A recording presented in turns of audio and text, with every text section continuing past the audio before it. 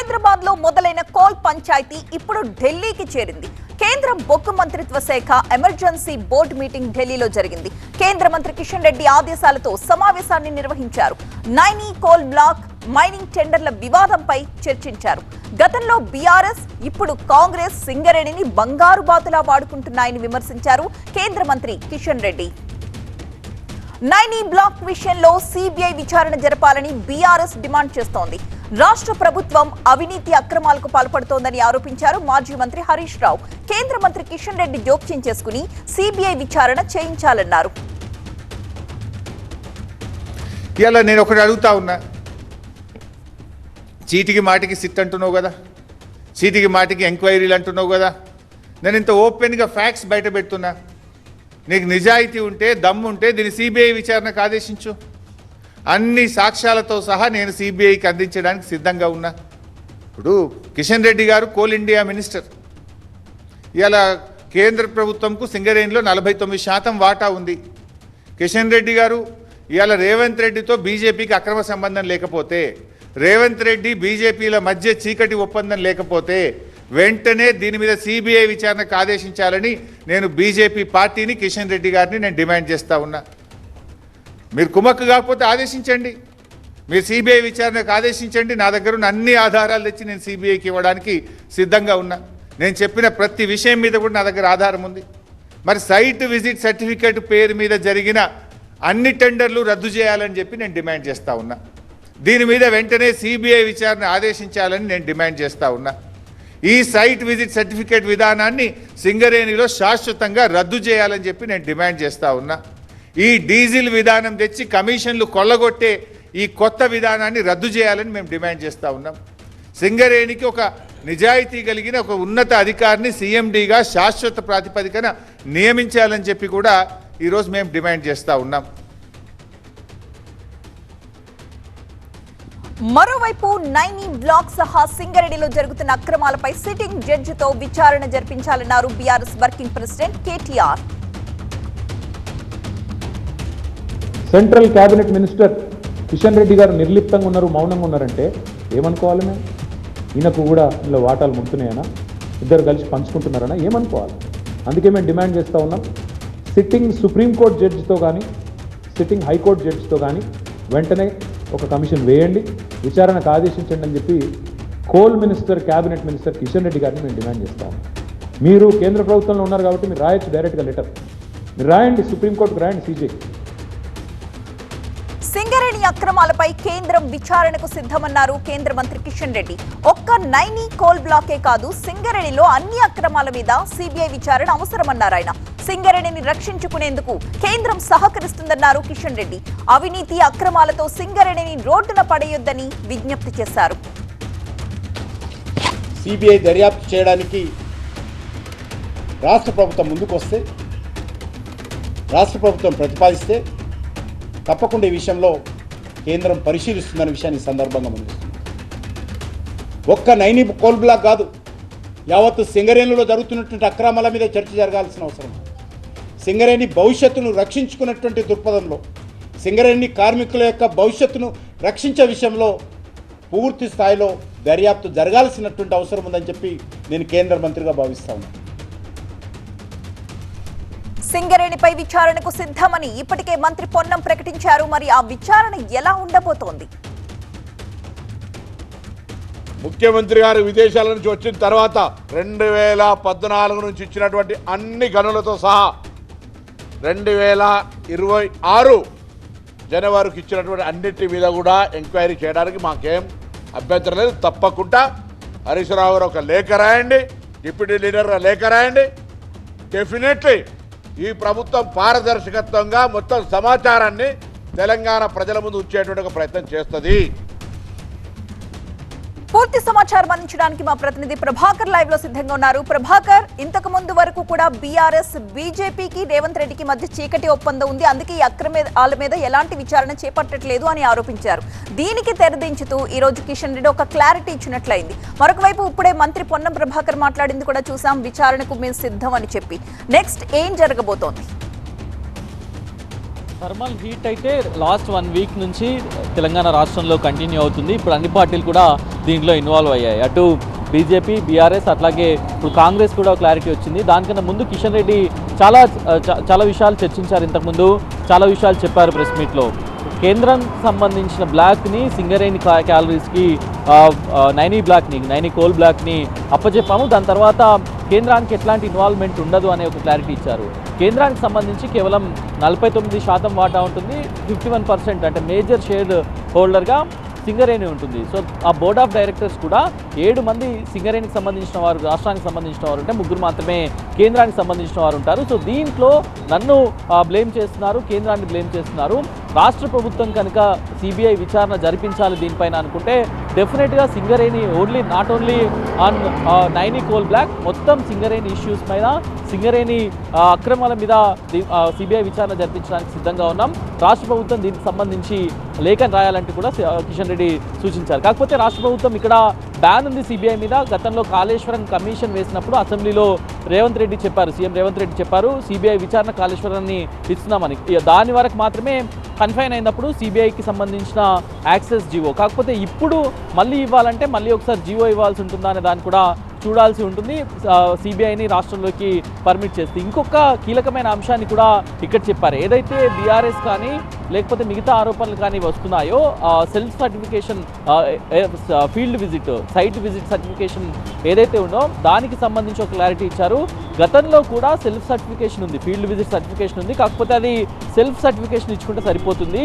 సెల్ఫ్గా ఎవరికి వాళ్ళు, ఏ కంపెనీ అయితే, ఏ సంస్థ అయితే వెళ్ళాలనుకుంటుందో, టెండర్కి వెళ్ళాలనుకుంటుందో వాళ్ళు ఇచ్చుకుంటే సరిపోతుంది.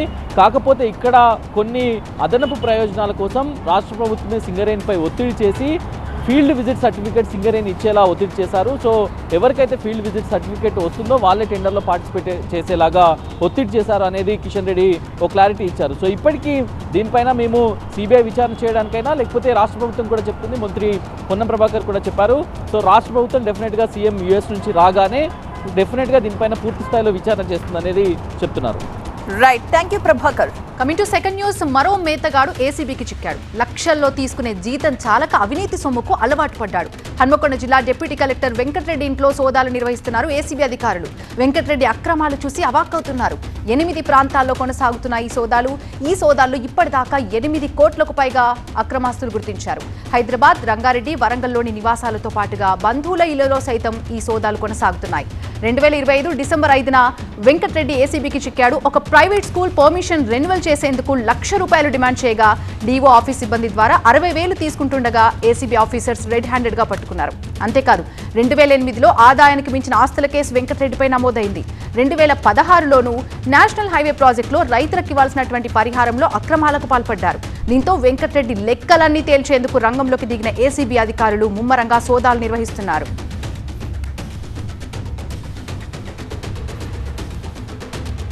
పూర్తి అప్డేట్స్ అందించడానికి మా ప్రిన్సిపల్ కరెస్పాండెంట్ జ్యోతి లైవ్ లో సిద్ధంగా ఉన్నారు. జ్యోతి, ఈ అడిషనల్ కలెక్టర్ కి అడిషనల్ ఇన్కమ్ ఎక్కడి నుంచి వచ్చినట్టుగా ఏసీబీ అధికారులు చెప్తున్నారు.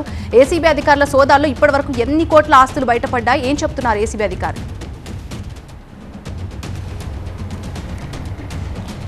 విష్ట, ఆదాయానికి మించినటువంటి ఆస్తుల కేసుకు సంబంధించి అడిషనల్ కలెక్టర్గా ఉన్నటువంటి వెంకటరెడ్డి విల్లాతో పాటు అతనికి సంబంధించినటువంటి సమీప బంధువులలో కూడా ఏసీబీ అధికారుల రైడ్స్ కొనసాగిస్తూ ఉన్నారు. ప్రస్తుతం ఇప్పటి వరకు మాత్రం 8 కోట్ల రూపాయలకు పైగా కూడా అతను ఆదాయానికి మించినటువంటి ఆస్తులను గుర్తించినట్టుకు కూడా ఈ సోదాల్లో బయటపడినటువంటి పరిస్థితి.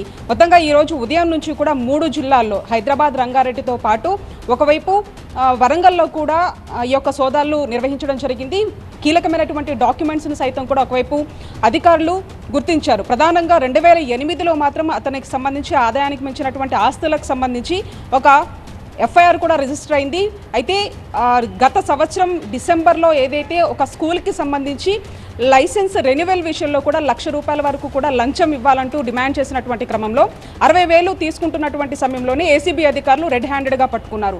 అదే సమయంలో కేసు నమోదు చేసుకున్నటువంటి ఏసీబీ అధికారులు అతనికి సంబంధించినటువంటి ఆస్తుల లెక్కింపు సంబంధించి కూడా భారీ స్థాయిలో ఉంటాయని గమనించి పూర్తిగా కూడా అతని మీద నిఘా ఉంచారు. ఆ క్రమంలోనే అతని ఈ కేసు దర్యాప్తులో భాగంగా 2008లో ఉన్నటువంటి కేసుతో పాటు 2016లో కూడా ఏదైతే ఒక ప్రాజెక్టు విషయంలో రైతులకు రావాల్సినటువంటి పరిహారం విషయంలో కూడా అక్రమ అక్రమాలకు పాల్పడినట్లుగా కూడా గుర్తించడం జరిగింది. ఈ క్రమంలోనే పూర్తిగా ఈరోజు 3 జిల్లాల్లో కూడా దాదాపు 8 ప్రాంతాల్లో ఈ సోదాలు నిర్వహించడం జరిగింది. ప్రస్తుతం ఆ సోదాలు మాత్రం కొనసాగుతూ ఉన్నాయి. దీనికి సంబంధించి ప్రధానంగా ఎవరైతే డిఎస్పీ సాంబయ్య ఆధ్వర్యంలో కూడా దాదాపు ఒక 8 ప్రాంతాల్లో కూడా 8 టీమ్స్ వరకు కూడా ఈ సోదాలు చేస్తూ ఉన్నారు. ప్రధానంగా ఒకవైపు సరూర్నగర్లో ఉన్నటువంటి తన ఇంటితో పాటు మరొక వైపు గండిపేటలో ఉన్నటువంటి మంచిరేవులలో అతనికి సంబంధించినటువంటి విల్లా కూడా ఉంది. ఆ విల్లాకు సంబంధించినటువంటి వర్త్ దాదాపు అక్కడే ఒక 6 కోట్లు ఉన్నట్లుగా కూడా ఒకవైపు ఏసీబీ అధికారులు గుర్తించినటువంటి పరిస్థితి. ఈ నేపథ్యంలో ఇప్పటి వరకు ఎంత అక్రమాలకు పాల్పడ్డారు, ఎంత ఆదాయానికి మించినటువంటి ఆస్తులను సంపాదించారనే దాని మీద కూడా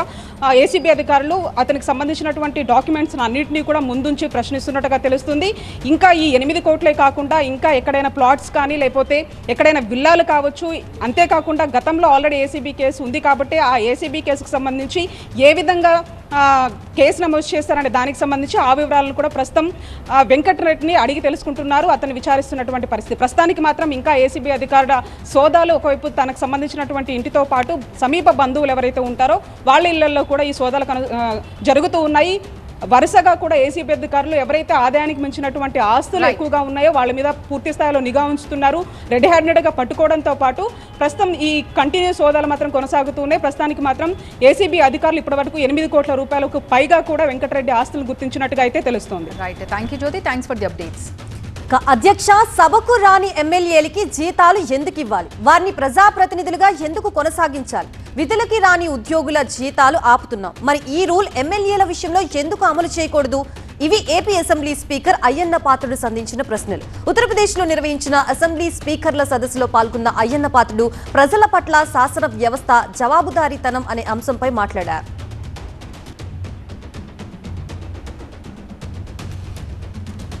కొంతమంది ఎమ్మెల్యేలు శాసనసభకి ఒక్కరోజు కూడా హాజరు కాకుండా జీతభత్యాలు తీసుకుంటున్నారన్న అయ్యన్న పాత్రుడు ఇలాంటి అనైతిక ప్రవర్తనని ఎలా సమర్థించగలుగుతామని ప్రశ్నించారు. అలాంటి సభ్యులపై చర్యలు తీసుకునే నిబంధనలు ప్రస్తుతం చట్టంలో లేవని, చట్ట సవరణ చేసి సభకు రాని సభ్యులకి నో వర్క్ నో పే నిబంధన అమలు చేయాలని కోరారు. సభకు రాని ప్రజాప్రతినిధుల్ని రీకాల్ చేసేలా ప్రజలకి హక్కు కల్పించాలన్నారు అయ్యన్న పాత్రుడు. ఉద్యోగుల విధులకి రాకపోతే జీతం ఆపుతున్నట్లే ఎమ్మెల్యేల విషయంలో ఎందుకు లేదని ప్రజలు అడుగుతున్నారని చెప్పారు. సభకు హాజరు కానిటువంటి వారిని నో వర్క్ నో పే, అసెంబ్లీకి రాని వారికి నో వర్క్ చేయని వారికి పేమెంట్ ఎందుకు ఇవ్వాలి? బయోమాస్కి పేమెంట్ అని చెప్పి శాలరీస్ అని చెప్పి నా సూచన సార్. రెండోది ఏంటంటే అప్పటికీ గుణపాఠం నేర్చుకోకపోతే ప్రజాప్రతినిధుల కోసం మరో అడుగు ముందుకు వేయాలి. వాటిని మళ్ళీ ప్రజాకోర్టులో నిలబెట్టడం తప్ప మరో మార్గం లేదు. అందుకు అవసరమైతే రాజ్యాంగాన్ని ప్రజాప్రాతినిధ్య చట్టాన్ని సవరించి అయినా సరే ప్రజలకు తాము ఎన్నుకునే ప్రతినిధులు వెనక్కి పిలిపించి హక్కు కల్పించాలి. అంటే ఈ రైట్ టు రీకాల్ అన్న చట్టాన్ని తీసుకొస్తే తప్పొచ్చి ఇది సక్రమంగా జరగదని చెప్పి నా తాలూకు భావన చెప్పి సందర్భంలో మీ అందరికీ మనం చేస్తూ 2024 ఎన్నికల్లో వైఎస్ఆర్ కాంగ్రెస్ పార్టీ కేవలం 11 స్థానాలకే పరిమితమైంది. దీంతో ఆ పార్టీ అధ్యక్షుడు జగన్ ని ప్రతిపక్ష నేతగా గుర్తించలేదు ప్రభుత్వం. ప్రతిపక్ష హోదా కోసం పట్టుబడుతున్న వైసీపీ అధ్యక్షుడు జగన్ తో పాటు ఆ పార్టీ నుంచి ఎన్నికైన 11 మంది ఎమ్మెల్యేలు కూడా సభకి హాజరు కావడం లేదు. అయితే వైసీపీ ఎమ్మెల్యేలు అసెంబ్లీకి రాకుండానే జీతభత్యాలు తీసుకుంటున్నారన్నది ప్రభుత్వ ఆరోపణ. అలాంటి వారిపై చర్యలు తీసుకోవడానికి ప్రస్తుతం చట్టంలో ప్రొవిజన్స్ లేవు. దాంతో ఈ విషయాన్ని ఆల్ ఇండియా స్పీకర్ల సదస్సులో ప్రస్తావించారు అయ్యన్న పాత్రుడు.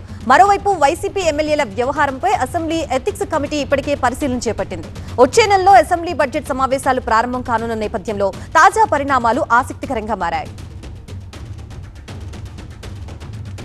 ఇదే అంశానికి సంబంధించి మనకి పూర్తి అప్డేట్స్ ఇవ్వడానికి మా ప్రతినిధి ఈశ్వర్ సిద్ధంగా ఉన్నారు. ఈశ్వర్, చట్టసభల్లో ఇప్పుడు అయ్యన్న పాత్రుడు చెప్పిన రూల్స్ ఇంప్లిమెంట్ చేయడానికి కుదురుతుందా?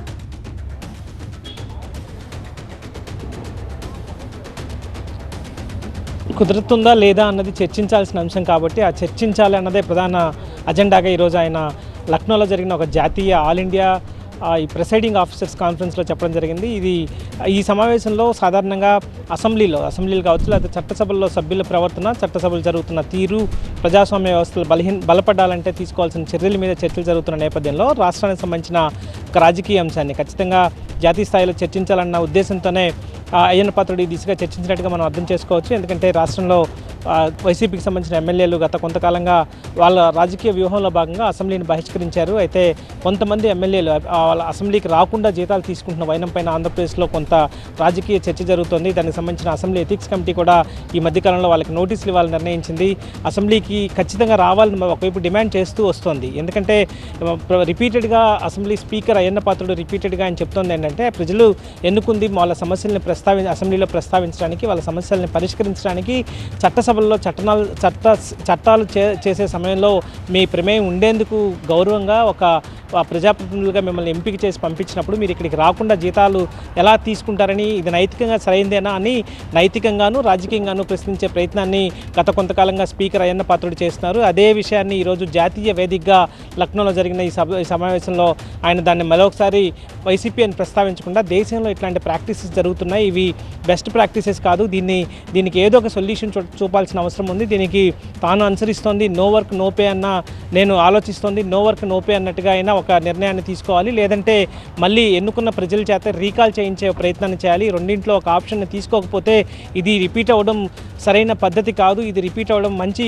ప్రొసీడింగ్స్ కాదు అన్నది ఆయన చెప్పదలుచుకున్నాడు. సో ఇట్లాంటి ఉద్దేశాన్నే మరొకసారి జాతీయ స్థాయిలో తనకు వచ్చిన అవకాశం నేపథ్యంలో ఈ విషయాన్నే ప్రస్తావించడం ద్వారా ఆయన ఒకటి రాష్ట్రంలో వైసీపీని మరొకసారి గట్టిగా హెచ్చరించే ప్రయత్నం చేశారు. రెండోది జాతీయ స్థాయిలో ఇట్లాంటి వేదికల్లో జరగాల్సిన చర్చలు, ఎందుకంటే అసెంబ్లీలు ఎలా నిర్వహించాలి, అసెంబ్లీలో సభ్యుల ప్రవర్తన ఎలా ఉండాలి, అసెంబ్లీ విధి విధానాలు ఎలా ఉండాలి, ఇట్లాంటి వాటి మీద జరుగుతున్న చర్చ కాబట్టి దానికి అట్లాంటి వేదికల్లో చర్చకి ఇది అర్హమైందే అనే అసెంబ్లీ స్పీకర్ భావించిన నేపథ్యంలోనే ఇట్లాంటి చర్చకి అక్కడ దారితీశారు. అయితే ఇది రాష్ట్ర రాజకీయం ఇప్పుడు దేశవ్యాప్తంగా చర్చించే అవకాశం ఉంటుంది. ఎందుకంటే అట్లాంటి పరిణామాలు సాధారణంగా అఫ్కోర్స్ ఇప్పుడు ప్రస్తుతం అన్ని రాష్ట్రాల్లో ఇట్లాంటి ప్రాక్టీసెస్ జరుగుతూ ఉండొచ్చు. ఎందుకంటే బలహీనంగా ప్రతిపక్షాలు ఉన్న నేపథ్యంలో వాళ్ళు అసెంబ్లీలకు వెళ్ళే ధైర్యం చేయలేకపోవచ్చు, లేకపోతే రాజకీయ వ్యూహాల్లో భాగంగా అసెంబ్లీకి వెళ్లకుండా ఉన్న నేపథ్యాలు ఉన్నాయి. గతంలో కూడా మనం తమిళనాడులో జయలలిత కూడా ఒకసారి అట్లానే శపథం చేసి అసెంబ్లీ నుంచి బయటకు వచ్చి ముఖ్యమంత్రిగానే మళ్ళీ వస్తా అని చెప్పి మళ్ళీ ఆమె ముఖ్యమంత్రిగానే వెళ్ళిన నేపథ్యం ఉంది. సో అట్లానే అనేక రాష్ట్రాల్లో బలహీనమైన ప్రతిపక్షాలు ఉన్నప్పుడు, సభ్యుల సంఖ్య చాలా తక్కువగా ఉన్నప్పుడు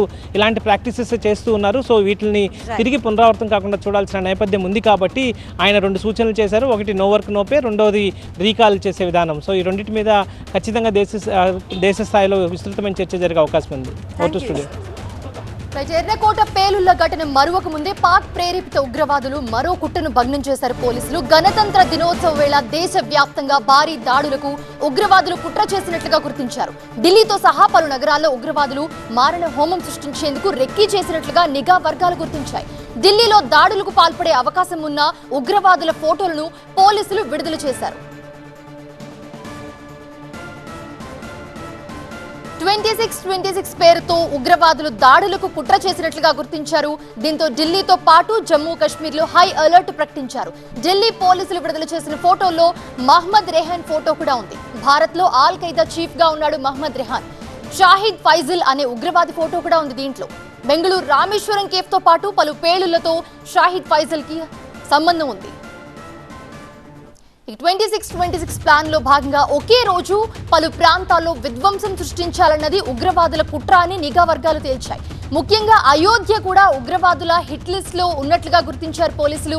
అయోధ్యతో భద్రతను పెంచారు అక్కడ. అలాగే భక్తులను క్షుణ్ణంగా తనిఖీలు చేసిన తర్వాతే ఆలయాల్లోకి అనుమతిస్తూ ఉన్నారు. పంజాబ్ గ్యాంగ్స్టర్ల సాయంతో కూడా జైషే మహ్మద్ సంస్థ పేలుళ్లకు ప్లాన్ చేసినట్లుగా అనుమానిస్తూ ఉన్నారు. జమ్మూ కాశ్మీర్లోని అనంతనాగ్లో హైవేపై భద్రతా బలగాలు కూంబింగ్ ను చేపట్టాయి. ఆర్మీతో పాటు సిఆర్పీఎఫ్ బలగాలు ప్రతి వాహనాన్ని క్షుణ్ణంగా చెక్ చేస్తున్నాయి. ఇక శ్రీనగర్లో కూడా ప్రతి ప్రాంతాన్ని భద్రతా బలగాలు జల్లెడ పడుతూ ఉన్నాయి. అణువణువు ఉగ్రవాదుల కోసం గాలిస్తూ ఉన్నారు.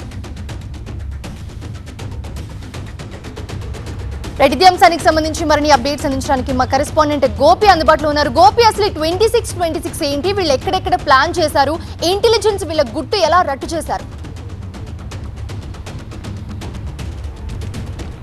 పాక్ ప్రేరేపిత ఉగ్రవాదుల కుట్రను భారత భద్రతా బలగాలు భగ్నం చేశాయి. 2026 జనవరి 26 ఈ జనవరి 26 రిపబ్లిక్ డే పరేడ్ యావత్ ప్రపంచం కూడా భారత్ వైపు తిరిగి చూస్తోంది. భారత దేశ అభివృద్ధి, సైనిక సంపత్తి, ఇటు దేశ సంస్కృతి సంప్రదాయాలను ప్రపంచానికి చాటేలా దేశ రాజధాని ఢిల్లీలో దేశవ్యాప్తంగా ఈ గణతంత్ర దినోత్సవ పరేడ్ వేడుకలు జరుగుతాయి. ఈ సందర్భంగా ముఖ్యంగా విధ్వంసానికి పాల్పడాలని, భారీ ప్రాణ నష్టమే లక్ష్యంగా దాడులు చేయాలని చెప్పి ఉగ్రవాదులు కుట్ర పన్నినట్లుగా భద్రతా బలగాలు గుర్తించడం జరిగింది. ప్రస్తుతం ఢిల్లీ, జమ్మూ కాశ్మీర్ సహా యూపీలో హై అలర్ట్ కొనసాగుతుంది. దేశవ్యాప్తంగా కూడా ఈ రిపబ్లిక్ డే పరేడ్ వేడుకల సందర్భంగా ఇటు ఉగ్రదాడులు జరగవచ్చన్న నిఘా హెచ్చరికలు ఇప్పటికే రాష్ట్రాలకు కూడా జారీ అయ్యాయి. మనం చూసాం నవంబర్ 10వ తేదీన ఢిల్లీ ఎర్రకోట వద్ద జరిగిన ఉగ్రదాడి, అది యాక్చువల్గా జరగాల్సింది. ఆ ఉగ్రదాడి మునిపే ముఖ్యంగా జైషే మాడ్యూల్లో భాగంగా కొంతమంది ఉగ్రవాదులు పట్టుపడ్డారు. వైట్ కాలర్ టెర్రరిజంతో వైద్యులు ఉగ్రవాదుల ముసుగులో అనేక చోట్ల వరుస పేలుళ్లకు పాల్పడాలని చెప్పి ఊహరచన చేశారు. కానీ అది ముందస్తుగానే భగ్నం చేసి కొంతమంది ఉగ్రవాదులు పట్టుబడడంతో ముందస్తుగా నవంబర్ 10నే ఆ పేలుడు జరపడం జరిగింది. సో ఇప్పుడు అల్ఖైదా సహా జైషే మహమ్మద్ సంబంధించిన ఉగ్రవాదులు, లష్కర్-ఏ తోయిబాకు సంబంధించిన ఉగ్రవాదులు ఇటు కొత్త పద్ధతుల్లో దాడులకు పాల్పడవచ్చన్న సమాచారం పోలీసులకు అందడం జరిగింది. అందులో భాగంగానే ముందస్తుగా అల్ఖైదాకు సంబంధించిన చీఫ్ రెహాన్ ఫోటోని, మరికొంతమంది ఉగ్రవాదుల ఫోటోల్ని ఢిల్లీ పోలీసులు రిలీజ్ చేయడం జరిగింది. ఎవరు అనుమానాస్పదంగా కనపడినా సరే వెంటనే సమాచారం ఇవ్వాలని చెప్పి పోలీసులు ముఖ్యంగా ఇటు ఈ ఫోటోల్ని రిలీజ్ చేయడం జరిగింది. అయితే ఈసారి పంజాబ్ గ్యాంగ్స్టర్లను ఉపయోగించుకొని, ఇప్పటివరకు వైట్ కాలర్ టెర్రరిజం చూసాం, నేరుగా ఉగ్రవాదుల దాడులు చూసాం, ఇప్పుడు గ్యాంగ్స్టర్లని ఉపయోగించుకొని ఈ దాడులకు పాల్పడవచ్చు అన్న సమాచారం కూడా ఉండడంతో పంజాబ్ సహా యూపీ, అయోధ్య హిట్ లిస్ట్లో ఉన్నట్లుగా తెలుస్తుంది. సో ముమ్మర తనిఖీలు జరుగుతున్నాయి. అనంతనాగ్లో జమ్మూ కాశ్మీర్ హైవే పైన కూడా తనిఖీలు కొనసాగుతున్నాయి. సో దేశవ్యాప్తంగా అయితే హై అలర్ట్ ముఖ్యంగా పాటించాలి. ఎవరు అనుమానితంగా కనిపించినా సరే అదుపులోకి తీసుకోవాలన్న హెచ్చరికలు అయితే జారీ అయ్యాయి. సో ముమ్మర తనిఖీలు ఇవన్నీ కూడా ప్రస్తుతం ఈ రిపబ్లిక్ డే పరేడ్ 26 సందర్భంగా ఒక కుట్ర జరగబోతుందన్న కోణంలోనే ప్రస్తుతం ముమ్మర తనిఖీలు అయితే కొనసాగుతున్నాయి. Right, thanks for the updates Gopi.